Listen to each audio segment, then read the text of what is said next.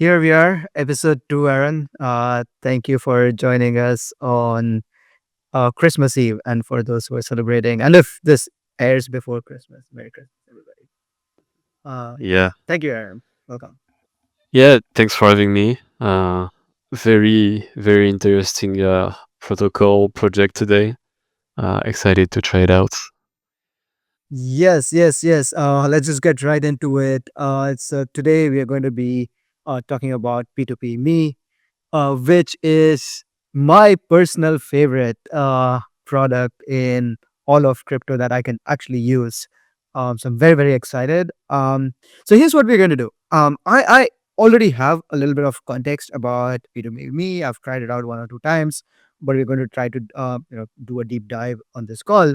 But Aaron, you definitely have not tried out P2P Me, so maybe you could kick this off as to what do you expect this to be, and yeah, how you'd expect it to work, and then we'll actually go check out if it works the way that you would have expected it to.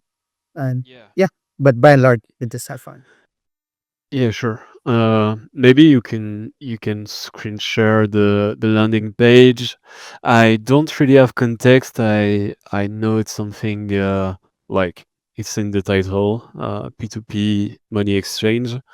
Um, and personally, in terms of background, I've been using some P2P application, but I feel like there is like a sectorization. So there is like apps that are working in Europe, other in the US. So yeah, I guess it's really dependent on your markets. So really excited to try it out, and I was using like Gnosis Pay, Monerium, like 2 hours ago, so I can get a good comparison. Yeah. Okay. So fully on-chain fiat USDC swaps. Um, so I guess use zkTLS for connecting with, yeah, I don't know, some type of account. Um, yeah, can you scroll? Okay, so there is docs directly.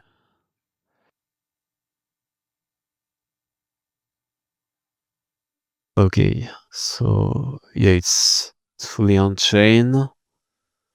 Uh, Seems like there is, I don't know, maybe a token or way to decentralize in the future. It uses zkQIC, and it mentions social graph, so that's pretty cool.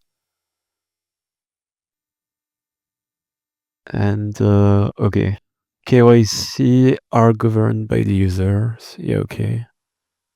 Using account abstraction, so you don't need to pay for gas.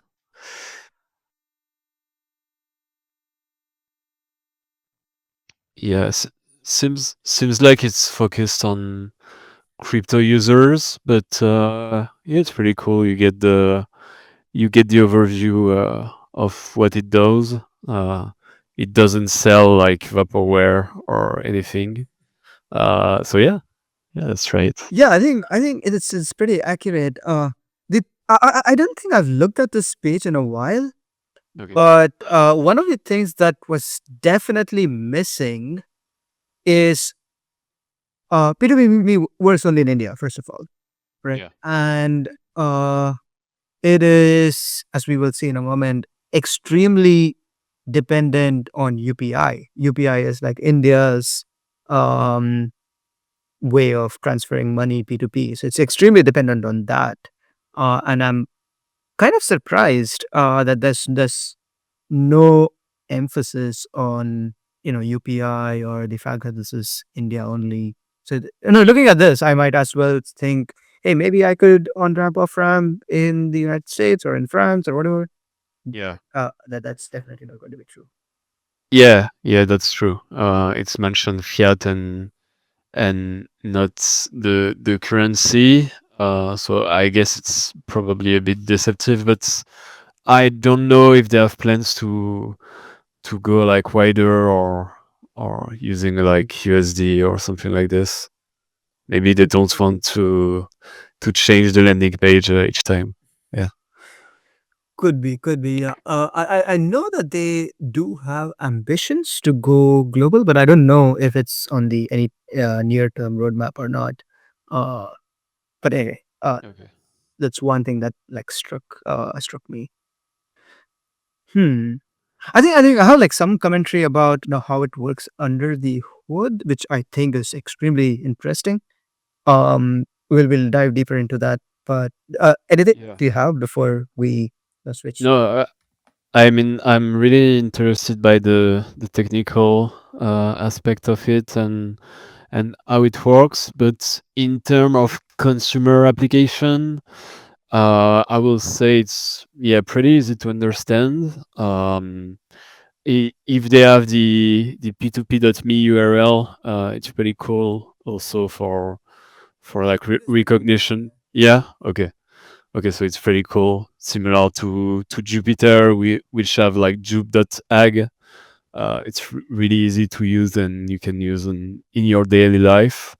Um, I guess I would be interested to see more like real world usage. For example, am I able to use it for I don't know daily usage, low transaction, yeah, this type of thing. Yeah, yeah. Oh, yeah. I think I think that is what nuts typed me on this one. I'm just sitting. I'm just going to be uninstalling this app so that we can do it from scratch. But in the meanwhile, um, one thing that really caught my attention, the time that I was actually nerd sniped by this product was at IBW, which was the India Blockchain Week. Um, they had a booth and they were selling T-shirts. They were selling T-shirts, and the way to pay for the T-shirt was using this app, which was Oh, like, well, right, that was pretty cool. yeah. Anyway, let me share my. s- Yeah, because I think what's interesting in the P2P part is being able to pay for like daily transaction. And right now, most protocols are have some type of centralization where someone do the market making between the fiat USDC pair. So if you are able to pay for your coffee or t-shirts, that's really cool. Mhm. Yeah, I think it is pretty interesting that you can actually use it. Is it like Android or Apple app or is it a PWA? It is a PWA. Launch app, some terms of use, and yeah, now it says install. So this is, I'm guessing, a P2P. Sorry, PWA. Yeah. I'm gonna say install. It says install. Okay. Okay. Yeah. So it did install PWA. I think I have a do not disturb on, so that's why I didn't get the notification saying. I'll just go log in.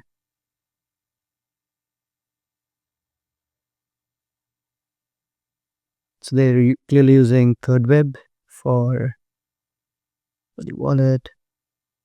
Yeah. Okay. So is this your wallet or they create it for you? They created for me. Okay. But I think there was an option to like connect wallet as well, but I'm just using their I don't know if this is custodial or is this something like privy. I don't know what Third Web does exactly. You know? I think you have both options, like Mhm. preview. Okay. So, so what's the RP? Is it like their token or? No, no, no. This is like reputation points, I think. So you can use this product only if you have reputation points. And that's how they're growing their graph, right? So I think on the web page we saw some social graph or something like that. Yeah. So this is calculated based on that. So they have this challenge, right? That is, you don't want scammers to be part of the network. um So as far as I know, they have a very, very stringent onboarding mechanism. So like I can invite you, you'll get 50 RP points, but I think 50 is not enough to do anything useful. Uh, but you can, uh, yeah, very, very selective onboarding right now. I don't know how they're going to scale this, but right now it's extremely selective. Okay. Okay, interesting. Um, so how does it works if you want to sell USDC to buy a coffee, for example? I guess you need to click sell USDC button at the bottom. Sorry. There was a scan button somewhere, if I remember.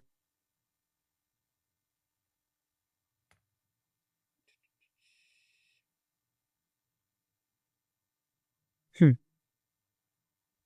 I remember at their stall, I scanned something, but maybe I scanned it using my regular camera, I guess. You what do you mean you scan something?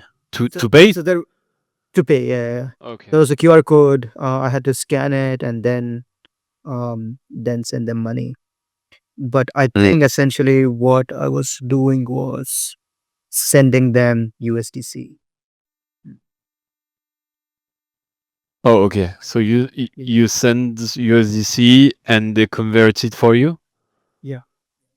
Okay. Okay, interesting.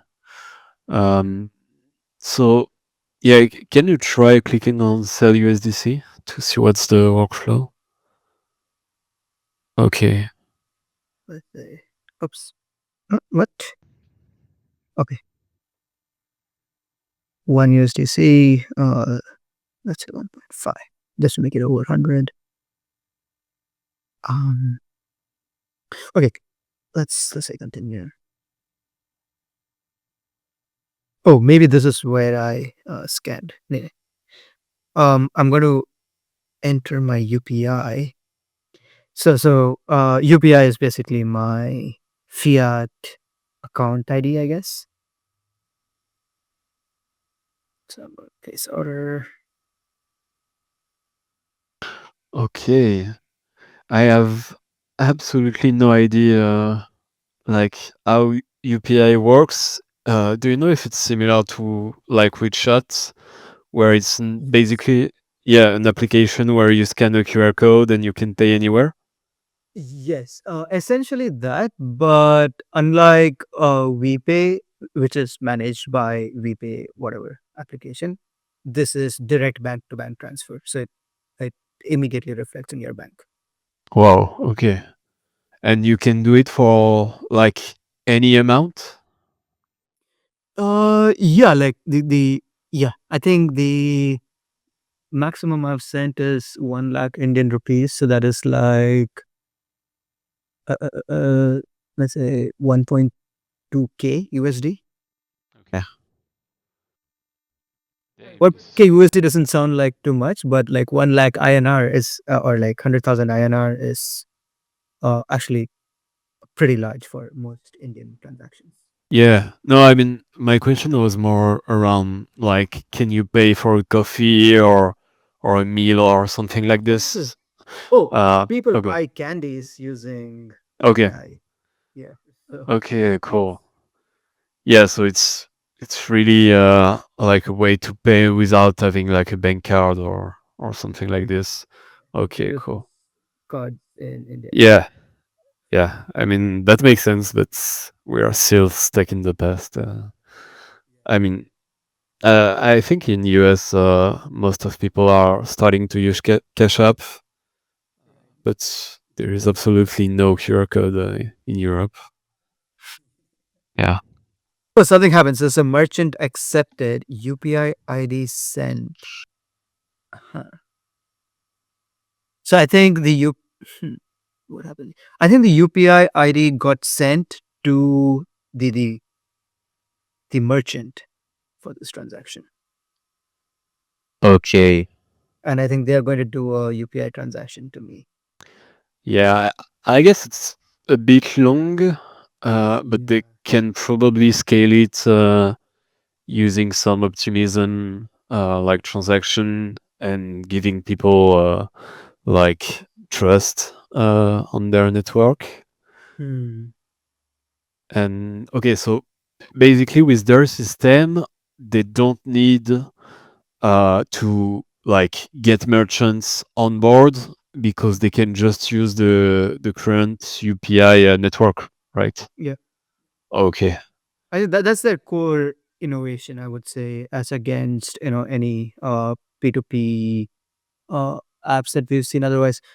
This is taking longer. I think the last time that I tried it was much faster, but we'll just wait for this to complete, I guess. Uh, Yeah. the way to use this would probably be convert your USDC in bulk and then pay using UPI. Anyway, so what they are essentially doing, again, from what I understand, is there are all of these people whom they've onboarded as merchants, and they have been extremely, extremely selective on whom they onboard as merchants. Okay, I'll share screen in a moment, but what I was saying is they have been extremely, extremely selective in onboarding merchants. I don't know if this is something that they want to put out there. I'll check with them before publishing the video.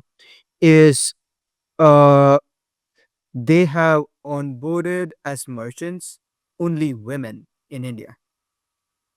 When when you say merchants, what okay, can you explain what do you mean by that? So let's say we converted USDC into INR, right? Yeah. So essentially, what happened under the hood is I sent USDC to to mm, to a merchant, and that merchant sent me money over UPI, Mm. right? So this is what essentially happened under the hood. Now the risk is um if I send USDC to somebody but they do not send me um the money UPI over UPI. Right? So that's essentially the risk in any P2P market.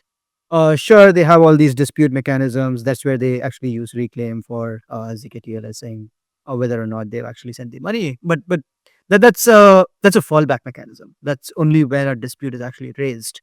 Um, but in this situation, for example, that we just saw, there was no dispute raised. They actually sent the money. Um, m- so they need to make sure that the people who are these merchants who are accepting USDC and giving out um, UPI INR are actually very, very trustworthy. That they do not default. They are the choke points of this network. So the very clever thing that P2P Me has done is uh, at least initially, I don't know about now, but at least initially, the first several hundred merchants that they onboarded were women in India who have, they're doing this as like a side gig to earn a little bit of, extra money. And I think the founders have been very smart in identifying who these women are who are likely to be high trust, right? Who are not likely to you know be fraudsters or stuff like that. So Mm. I think that was extremely extremely smart. I don't know if this is landing for you, but like uh for me as an Indian and I know the culture here, I know for a fact that there do exist um these cultural values that are definitely um more prevalent among women to not indulge in cheating, not indulge in fraud and stuff like that. So it's a very very smart move to understand the culture of the country and use that as a way to bootstrap at least the initial network. I don't know, now they've scaled for sure, but at least in the initial days their um hack was to onboard these. Uh, Yeah. That's that's really interesting. I mean, that's not my domain of expertise at all. But I spoke with some people working in the space. I'm wondering if it's something that is really scalable to like use people that are not in crypto or not in financial markets to do this conversion, uh, which is basically like a FX pair trade, where you own Indian rupees and you convert it to USD, because like it works for small amounts, but if you start to really scale, um, like the biggest risk you take is like a devaluation or of USD in this setup. So I think some people could lose money on this, and yeah, I'm wondering if it's something that can scale in the future. I think the best way to do it is probably to have the other part of the trade. Some people that want to have USDC with Indian rupees, and there is basically like a matchmaking, or some people that like are used to do like market making on the financial markets.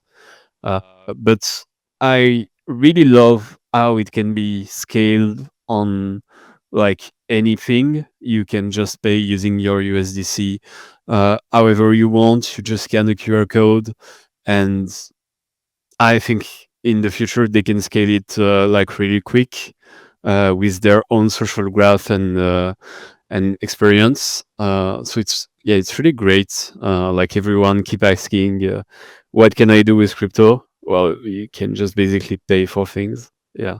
Yeah, I think there are a couple of, again, cultural observations I want to make over here, which makes us a little unique to India. First of all, the thing that we talked about, okay, there is at least a small subsection of people that are already very high trust in the society, that you can trust to bootstrap this network. I think that is one that they exploited, and the second is most of the users that these people have um, are not are not people who are trying to pay using USDC. Right? That's not even their target audience. Their target audience are people. So there are a lot of people in India who uh, do remote jobs or like do gigs and stuff like that, and they get paid in crypto, Mm. in either USDC, Bitcoin, ETH, Solana, whatever, right? Um, and for them to be able to off ramp to like buy groceries, that's their use case. Like on one side, they have mostly internet native gig workers, connecting them with high trust people who want to just make a little bit of extra money with not too much effort. Um, that's their market making. So their market is not. So I think if you look at it from that lens, it took us maybe 5 to 7 minutes to off ramp $1. Uh, like you can't pay for coffee with that, but if you're off ramping $1,000, so that you can start using it using UPI, um, I think in that use case, 5 7 minutes is reasonable. Yeah. Yeah, I agree. What I think is interesting is, of course, being able to like use it for any use case and pay for anything you want. It's not something you are doing and waiting for a whole day to get on your bank account or whatever. I'm just wondering, like how those tax works in India, because personally, in France, in Europe, most widely, there is also this use case which is really great, where you can just where you could be able to just pay using crypto and get away with like a 30% taxation on your goods, which like for people is legit, but if you want to pay for a coffee of $2 and you gotta pay like 30% more, it's not something that is really sustainable in the long run. So being able to do it like P2P Could be really interesting also for people that works on the industry and got a lot of USDC that they want to use for real life goods. Yeah, that's actually an interesting point. Right. I I think the way, okay, first of all, India has this 30% tax as well. Okay. So I think that that problem definitely stays. I don't know if and how they're helping with the taxes. Anyway, uh, the other interesting thing that they do is um, you could pay for coffee, let's say, using USDC, but the way that they do it is you would pay um, a merchant in USDC, and the merchant would pay the shopkeeper in over UPI, Mm. which is so the person who's actually making the payment to the shopkeeper is not you, but it's the merchant. Um, which is again interesting, but we'll have to see how that scales. I think that that remains a question by and large as to a how do you scale and how do you uh, manage taxes in general. Okay, so I think I didn't understand how it works. So it's basically someone called the merchant that does the UPI payments and they receive the USDC in exchange, right? Yes. Okay, yeah. Yeah, so okay.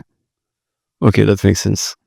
Yeah. Now, this is definitely a little bit of a gray area, I think, in terms of regulation. Uh, I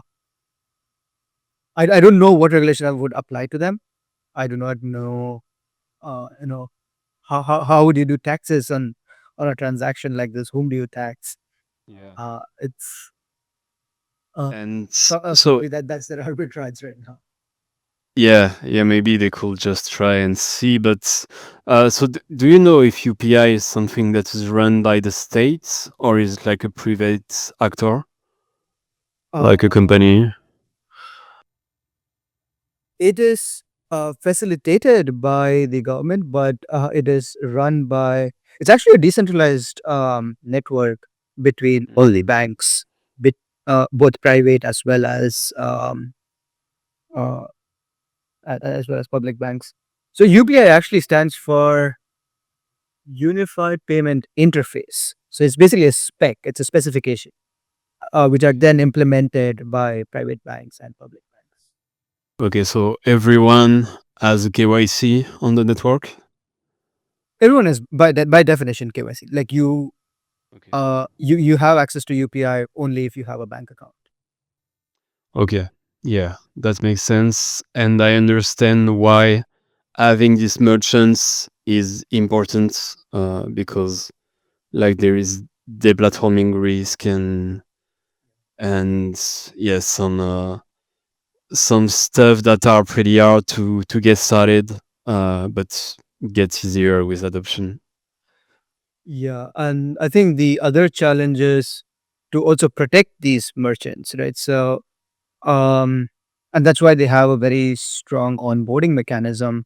Is you don't want, let's say, a scamster who's like hacked a bunch of USDC and wants to off ramp. Uh, like if this crime gets caught, you don't want the merchants' accounts to get frozen just because they interacted with somebody who later on turned out to be a scamster. So Yeah. those kind of things have happened a lot, especially with Binance P2P. Right, so Binance P2P existed, which I think is shut down now in India, but that was one of the problems that was recurring. Okay. And so how did they solve this problem? I don't think they've solved it yet. But the answer is, well, they've not yet scaled to the level of, let's say, Okay. Binance P2P, but right now very gated onboarding. I know from you know conversations that they're working on opening it up a little bit, but I don't know how exactly. I don't know. Like I don't have a great solution top of mind on what is onboarding mechanism that'll actually scale and keep out these. Hmm. That's yeah, that's a really interesting space. I feel like it could be scaled pretty much anywhere in Asia, because there is like QR code on Thailand, there is WeChat, there is like lots of countries that are using this QR code system with some variation, but it's basically just an account you create and you are able to transact using the current money. And I mean, it's a pretty big market, 3 billion or maybe more. So yeah, it's really cool. I'm wondering how they plan to decentralize it and also to make it like sustainable for merchants, because like they pretty much carry the whole risk of the protocol, I guess. I think Um, they're actually pretty decentralized already. yeah. Yeah, as in when I do a USDC transfer, it's an on-chain transaction directly, and then gets picked up by the merchant's app. So Yeah. nothing is going. Or I shouldn't say this with so much certainty, but I don't think there is too much dependency on P2P Me, the servers, except for, of course, P2P Me, the website or the. Yeah, I wasn't talking about P2P. I was more talking about merchant risk Okay.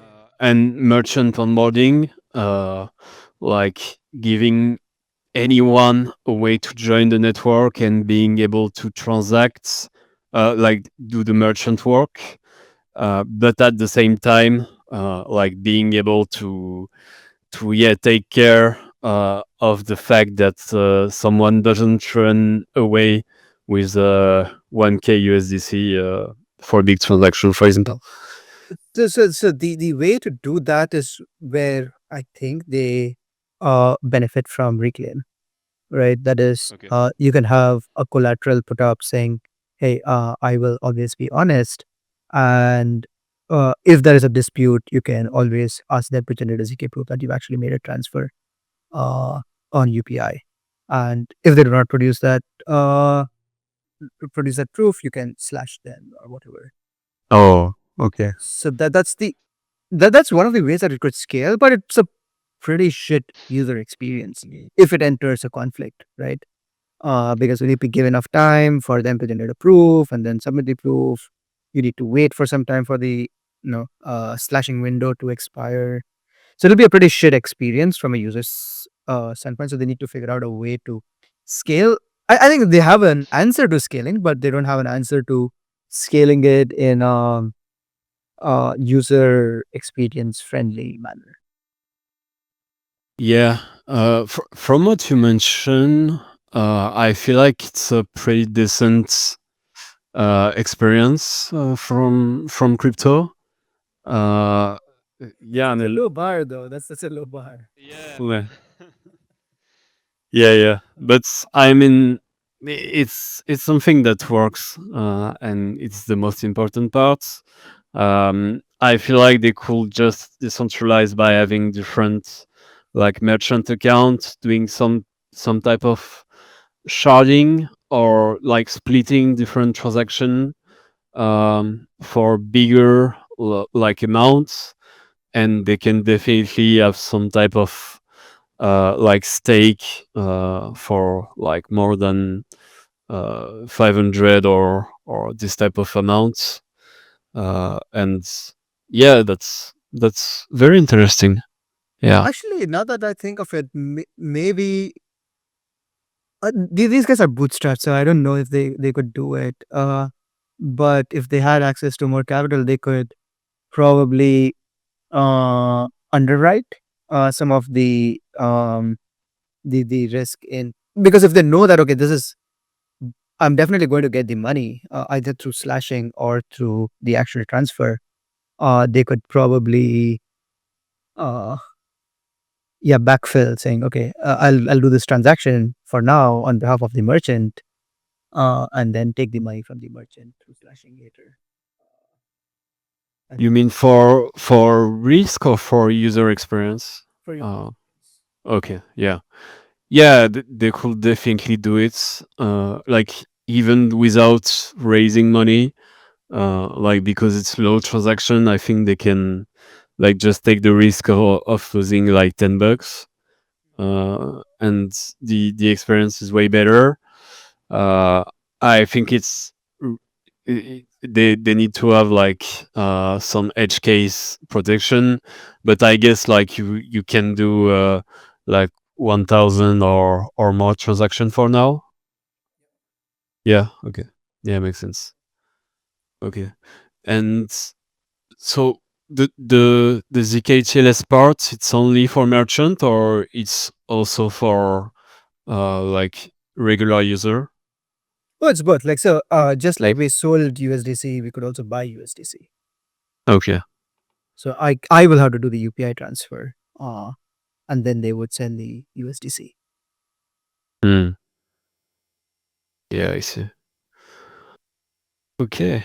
Yeah, really cool. And I guess they could also like make the experience better by integrating with some wallets, uh, and giving people a way to onboard directly without like going through the whole KYC stuff. Just using the UPI to get their USDC. What do you mean? What do you mean connecting wallet using UPI? Have you tried like private onboarding? Yeah, just being able to like use your UPI account to get any token on any chain directly. Hmm. Oh, so you mean like Privy adding something like login with UPI? I'm not sure which parts and who are doing this, but there is also like Lifi, li.fi, which enable you to trade any token on any chain. So they could basically do a workflow where you can buy like any meme coin or any NFT using your UPI account directly. And in terms of user experience, it's pretty awesome. Oh, okay. I have not tried out. Maybe we could do that on a different episode. Yeah, yeah, sure. It's pretty convenient. Yeah. Awesome. Awesome. Cool. I think that's pretty much. I had to stop screen share because I had run into an issue. Um, but I think this was pretty good. The app. So I did get this money Okay. finally into my. I mean, it did work. It's really. Uh, it took it took a few minutes, but it worked. Okay. Yeah, I have it in my UPI account, so I can actually pay. So that's awesome. Okay. Yeah. Really cool. Makes me think of a lot of use case. Especially yeah, around WeChat or this type of app. So much potential. Yeah. Yeah, 100%, 100%. I think this is, and they're doing like 250K a month, so not bad traction as well. Cool. Um, but yeah, awesome. With that, maybe we could yeah end this particular episode and Yeah.